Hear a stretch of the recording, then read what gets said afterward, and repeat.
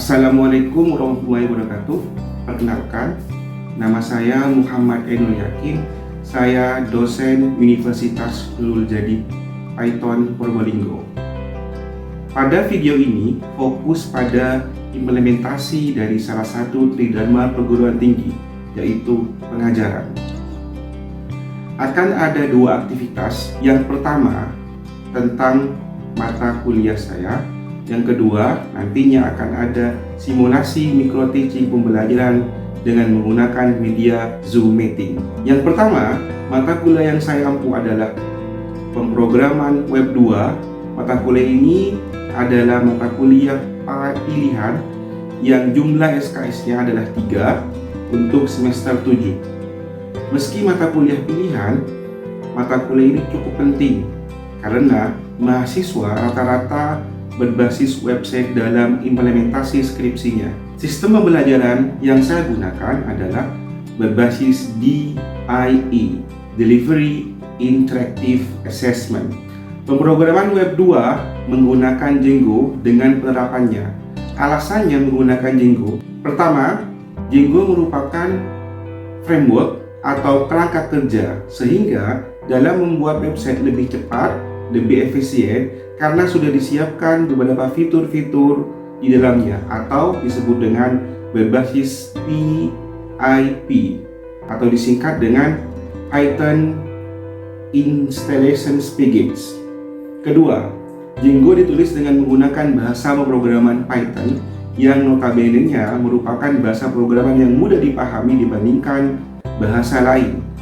Dan karena menggunakan bahasa pemrograman Python, secara otomatis Django bisa juga machine learning, artificial intelligence, dan data science dan banyak yang lainnya. Ketiga, Django mengimplementasikan ORM, Object Relational Mapping, yang sangat powerful. ORM ini memudahkan untuk melakukan query ke database dengan penulisan kode SQL yang minim. Selain itu, dengan menggunakan ORM, Django dapat memudahkan Anda dalam mendesain skema database karena setiap field yang didefinisikan pada kelas ORM dapat diubah langsung ke skema database. Keempat, Django berbasis DRF, Django REST Framework, yang digunakan untuk backend dalam suatu website. Dan banyak lagi kegunaan dari Django. Tentunya, penggunaan framework ini dalam web pemrograman 2 bisa berubah menyesuaikan dengan perubahan waktu atau zaman.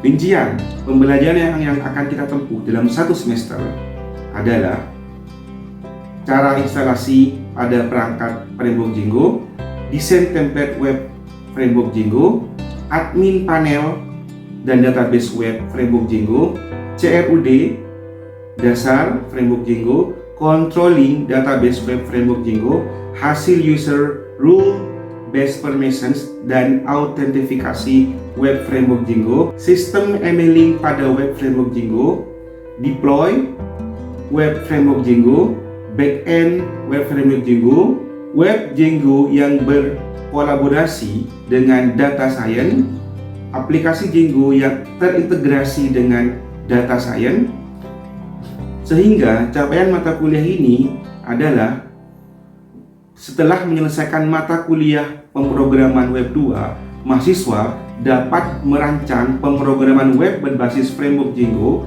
dan dapat mengintegrasikan antara web RESTful API dengan data science yang tepat dan benar, sehingga mampu membuat modern website yang memiliki teknologi RESTful API dan data science. Upaya untuk pencapaian CMK tersebut tentunya didukung oleh beberapa faktor.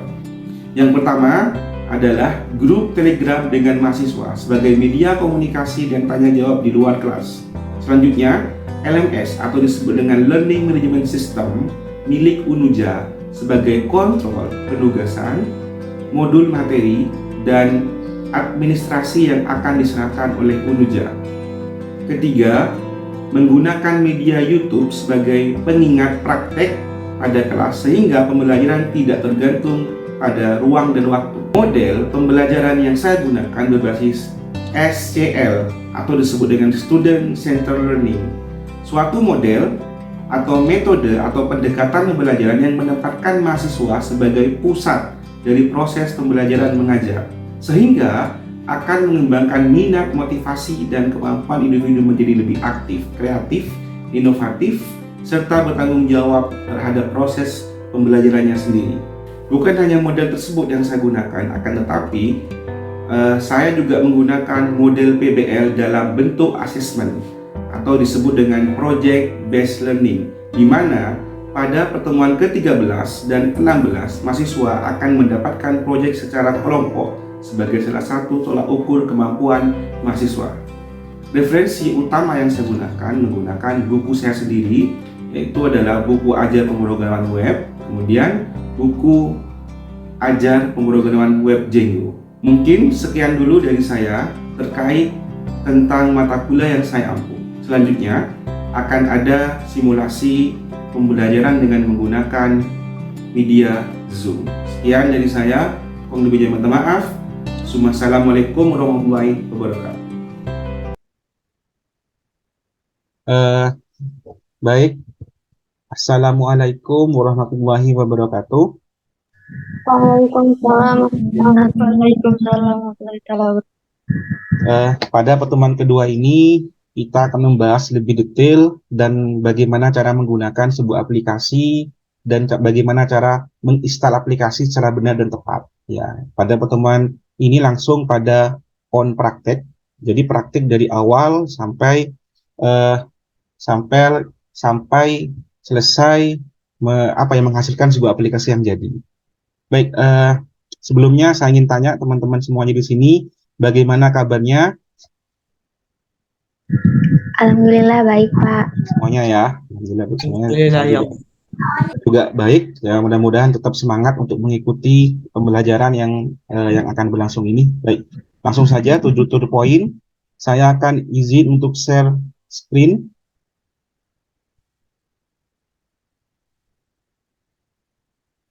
Baik, kelihatan Microsoft PowerPoint-nya saya kelihatan? Nggih, Pak. Kan ya, baik. Di sini kita akan membahas bagaimana cara membuat sebuah aplikasi dengan menggunakan framework Django, gitu ya, Django. Jadi sebelumnya yang harus kita siapkan itu adalah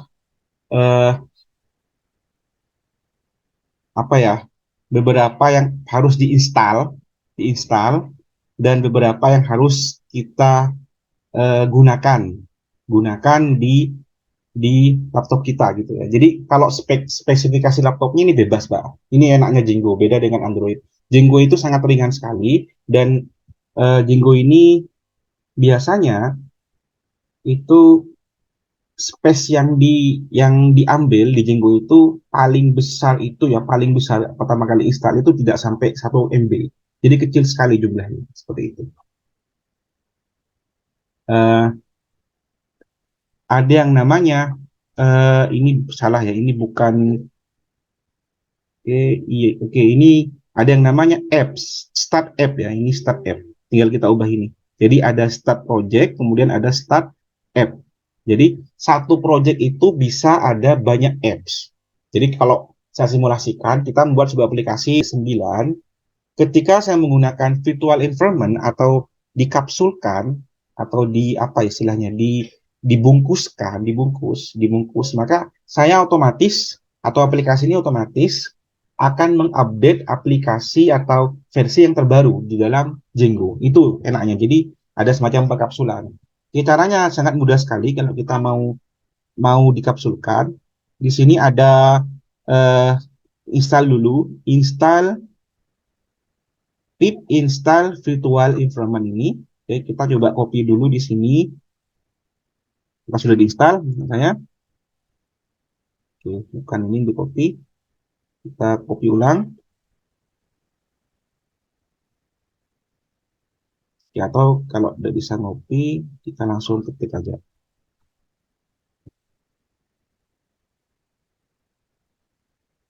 Kita ketik aja di sini. Jadi tulisannya jangan sampai salah ya. Saya juga kadang-kadang sering-sering typo. Kalau typo itu error biasanya gitu. Jadi kita pastikan dulu apakah sudah ada pip install, dan sekali lagi pastikan sudah terkoneksi dengan internet virtual INV. Kita tunggu. Nah, ini kalau ada bacaan requirement already certified, lihat ini sudah diinstal ya. Sudah diinstal. Baik. Kemudian karena sudah diinstal, kita buat pengkapsulannya dengan menggunakan eh, Python M ini ya. Python, kemudian eh, env, kemudian nama virtual environment-nya. Oke, langsung saja Python, atau iya Python langsung ya. Python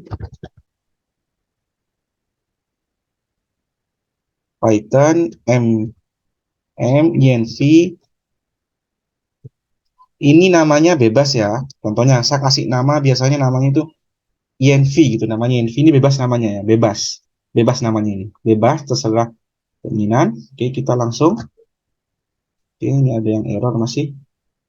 Oke, salah tipe ya. Salah ngetik. Sorry. Nah, ini. Oke, kita tunggu akan mengcreate sebuah env. Kita lihat di sininya belum ada ya. Ini sudah ada muncul env tapi belum selesai kayaknya. Kita cek itu belum selesai. Kita tunggu dulu.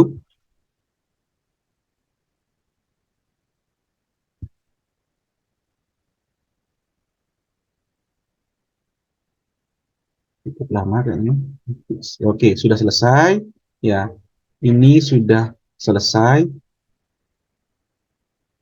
Sudah selesai. Jadi akan muncul sebuah folder dengan nama env, ya, dengan nama env seperti ini.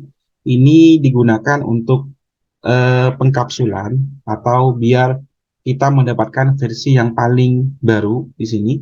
Kemudian untuk masuk ke env ini ada caranya. Ini caranya di slide berikutnya.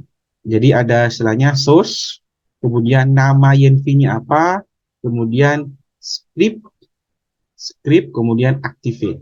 Ini untuk menggunakan Git. Kalau menggunakan CMD, titik, flashnya terbalik, nama env-nya apa, script activate. Untuk keluar dari sebuah pengkapsulan menggunakan deaktif. Ya. Deaktif. Oke, kita langsung praktekkan di sini. Oke, jadi source ya. Kemudian namanya apa? Namanya adalah env, kemudian script, kemudian kita kasih activate. Oke. Ini akan ada tulisan env. Ini kelihatan ya semuanya ya. Ada ini ya, Oke, Pak. env. Ini artinya kita sudah masuk dalam pengkapsulan itu atau pembungkusan itu ya. Oke, kalau tidak percaya ini, saya buktikan. Kita coba cek apa yang sudah diinstal di sini. Pip list. Ada enggak? Masih minta kita cek dulu. Pip listnya kita lihat pasti lebih sedikit. Nah, ini. Jadi yang baru diinstal di sini adalah pip, kemudian setup tool, kemudian pgets. Kita bandingkan dengan yang awal-awal itu, kita banyak kan ini. Nah, ini masih belum masuk ke env. Jadi yang diinstal banyak sekali. Ya, sekarang yang diinstal tidak ada. Ya. Kemudian setelah kita masuk ke kapsulan, kita ulangi lagi. Artinya diulangi lagi. Itu tadi kan ini belum ada jinggonya ya. Hanya ada pip, kemudian ada setup tool. Jadi kita install jinggonya. Cara install jinggonya mudah sekali. Pip pip install Django. Oke, ini. Kita tunggu. Nah, ini akan menginstal Django-nya di dalam pengkapsulannya itu atau pembungkus yang digunakan dengan menggunakan fitur virtual environment-nya. Kita tunggu sebentar.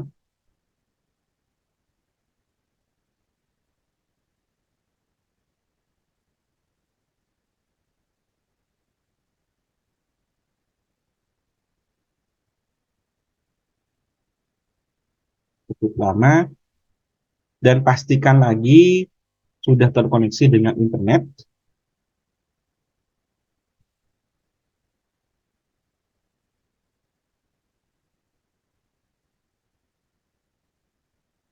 Baik, sudah diinstal. Nah, ini minta di-upgrade, tinggal kita kopikan ini. Kita kopikan sampai sini ya. Kita di-upgrade. Pastikan lagi. Biar dapat versi yang paling baru meskipun itemnya sudah lawas.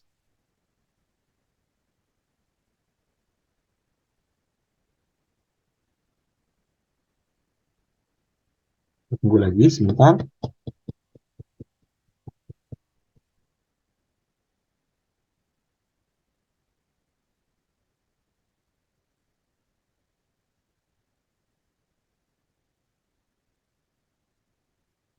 Oke, lihat ini hasilnya di sini. Uninstall pip 20.2.3, jadi otomatis menginstalnya. Kemudian menginstal, jadi ini pertama bukan ya, menginstal maksudnya, menginstal. Kemudian yang di sini menginstal, artinya sudah mendapatkan versi yang paling baru. Kita lihat dulu pipnya yang ada, pip list.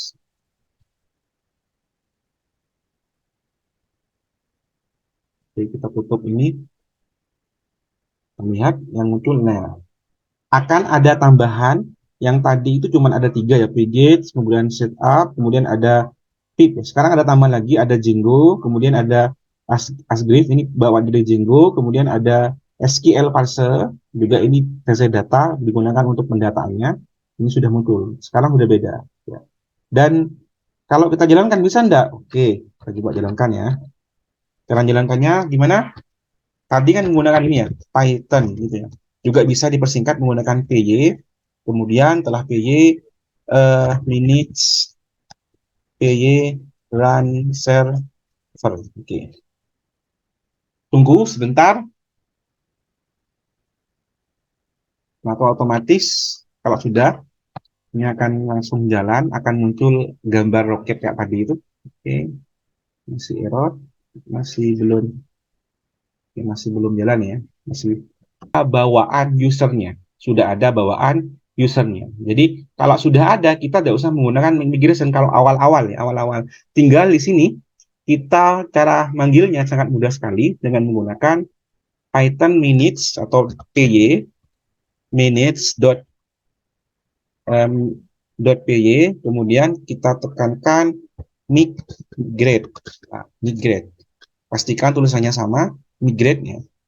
Ini kita tujuannya untuk mengambil data yang ada atau data bawaan atau data default yang ada di Django.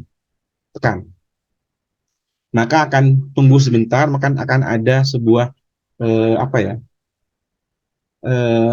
database yang akan dieksekusi. Ini banyak jumlahnya. Baik, sudah ada ya. Baik, sudah ada kayak gini. Nah, jadi sudah diinstal, user bawaannya Django sudah diinstal. Kemudian kita pengen buat sebuah aplikasi atau membuka ya, user apa ya, user super user atau super admin. Oke, kita coba jalankan ya. Kita jalankan dulu py minutes.py yang server, kita jalankan dulu. Kita coba jalankan. Kita pengen buka super admin. Django juga sudah menyiapkan yang namanya super admin. Super admin. Kita tekan admin. Maka otomatis ini muncul super adminnya dari Django. Jadi sebenarnya Django ini juga magic ya, lebih magic dari Laravel kalau menurut saya gitu. Ya, kapan kita buat ini? Tidak pernah kan? Kapan kita buat ini? Kayaknya saya nggak pernah buat kayak gini kan? Tapi Django sudah menyiapkan bahwa ini loh, ada yang namanya super admin yang bisa digunakan untuk mengolah data yang sudah ada CRUD-nya gitu, lengkap gitu ya. Dan bagaimana untuk masuk di sini? Loginnya bagaimana untuk mendapatkannya? Oke.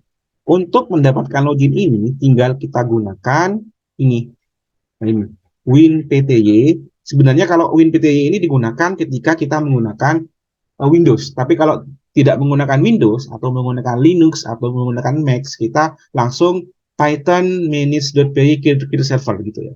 Oke, kita copy aja ini dulu. Atau Kita ketik aja kalau nggak bisa. Kita copy, kemudian di sini kita letakkan, kita matikan dulu Ctrl C. Oke.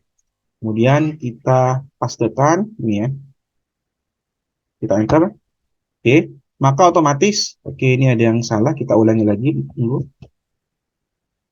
Kita ulangi lagi. Eh, jadi win pt python manage.py create super user. Ini minta username-nya. Oke, username-nya saya akan tuliskan namanya belajar. Oke, namanya belajar ya. Enter. Kemudian emailnya kita akan berikan bebas emailnya ya, bebas emailnya. Meskipun email bohongan nggak jadi masalah. Belajar. Tapi nanti kalau memang mau digunakan untuk emailing, mengirimkan email kepada ketika sudah daftar atau registrasi, diusahakan menggunakan email yang benar ya. gmail.com kemudian passwordnya kita ketik. Jadi ini meskipun diketik tidak muncul ya, tapi muncul. Saya ketikkan ya. Namanya adalah belajar 1 2 3 4 5. Oke. Kemudian ketik lagi belajar 1 2 3 4 5. Oke. Oke, muncul. Oke. Ini akan ada semacam validasi. The password is too similar to the username karena saya menggunakan kata belajar. Tapi kalau mau diabaikan tinggal kita tekan ya. Maka ya. Oke, sudah selesai. Baik, langsung kita masuk lagi. Kita sudah buat username dan passwordnya. Kita py manage.py run server. Kita jalankan lagi di sini. Kalau sudah punya passwordnya, kita masukkan di sini. Jadi kita tunggu dulu, masih proses. Nah, ini kita masukkan ya. Belajar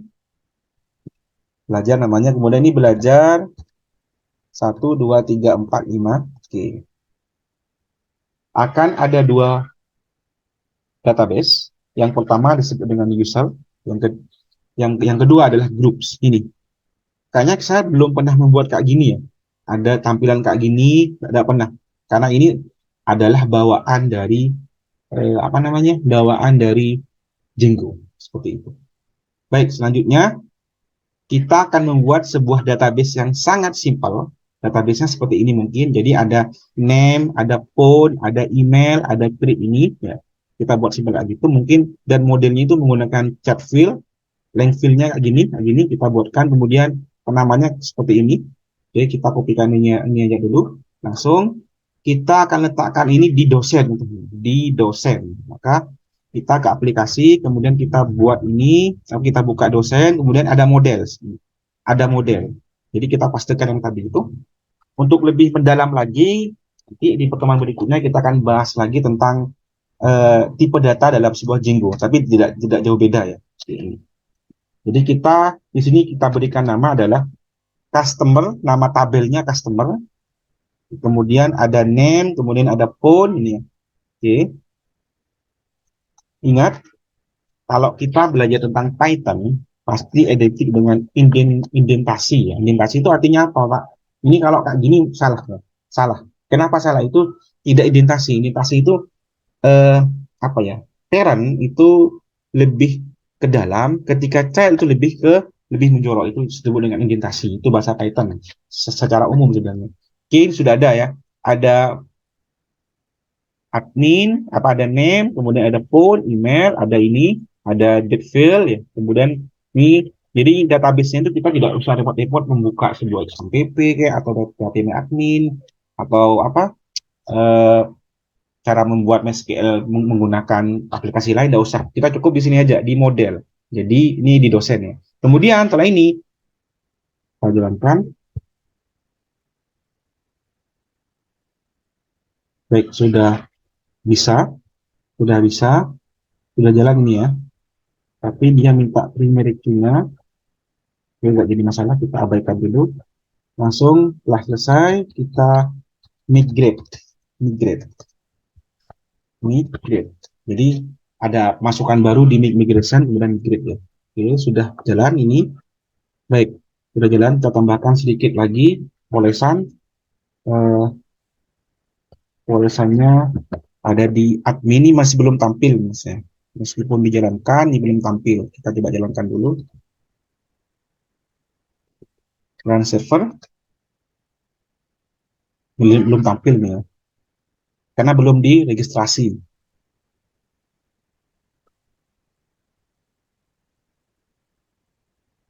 Kan dulu.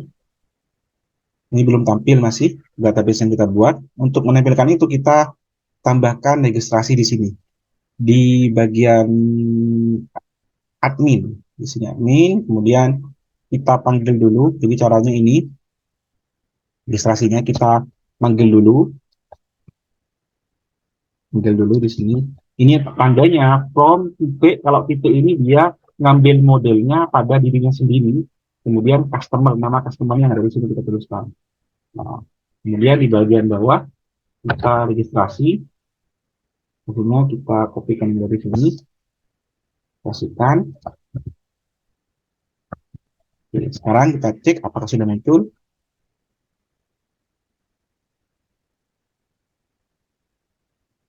Oke, kita tunggu dulu. Nah, ini sudah ada. Customer sudah ada. Oke, di customer ini sudah kita bisa membuat CRUD. Oke, kita buktikan. Ini kita tambahkan, contohnya namanya adalah yang yakin, teleponnya sekian, emailnya, date-nya. Oke, now simpan. Ini sudah muncul ya. Ini kan muncul masih customer ya. Kalau pengen penamaannya yang muncul, tinggal kita ubah di bagian ini. Di bagian ini. Date-nya. Kita kopikan di model, kemudian oke, orientasinya, maka ini mengarah pada name. Langsung muncul name. Ini name langsung. Namanya yang muncul. Oke. Tunggu masih. Nah, ya. Atau kalau mau ini sebagai font yang tampil, tinggal kita fontnya taruh sini. Ini string ya. Untuk yang kalau ID itu menggunakan integer gitu. Oke, silakan. Muncul. Baik, itu saja terkait dengan Django. Jadi ini Django-nya sudah bisa CRUD. Kalau mau diedit Pak, tinggal klik ini, kita edit. Contohnya editnya kita ubah ini menggunakan gak ada L-nya gitu ya. Oke, maka langsung diedit otomatis. Nah, ini masih terkait dengan pemanfaatan super user. Kalau memang nanti kita mengarah pada yang di sini, nah di sini, ini juga bisa dioper-aprik. Jadi ini otomatis Django-nya atau bawaan dari Django-nya, kemudian yang di sini ini nanti kita bisa oper-aprik menggunakan Bootstrap atau menggunakan Material UI atau menggunakan apa-apa, bebas. Oke, baik. Mungkin itu pembahasannya. Silakan kalau mau diskusi, monggo.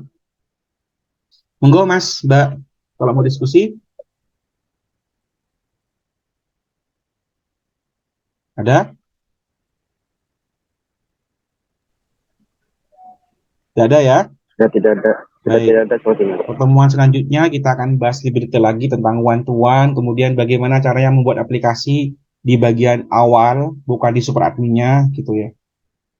Mungkin itu dari pertemuan kali ini, pertemuan kedua ini. Mudah-mudahan terus mengikuti perkembangan zaman. Saya juga menyediakan link YouTube untuk tutorial di sana. Silakan boleh belajar. Kemudian untuk diskusinya di grup Telegram. Kemudian lihat juga di halaman LMS-nya atau di e-learning-nya Unuja. Di sana juga ada materi-materi yang sudah lengkap. Mungkin itu dulu. Kurang lebihnya saya minta maaf. Wabillahi taufiq wal hidayah. Assalamualaikum warahmatullahi wabarakatuh. Waalaikumsalam. Waalaikumsalam warahmatullahi wabarakatuh. Baik, saya lihat dulu ya.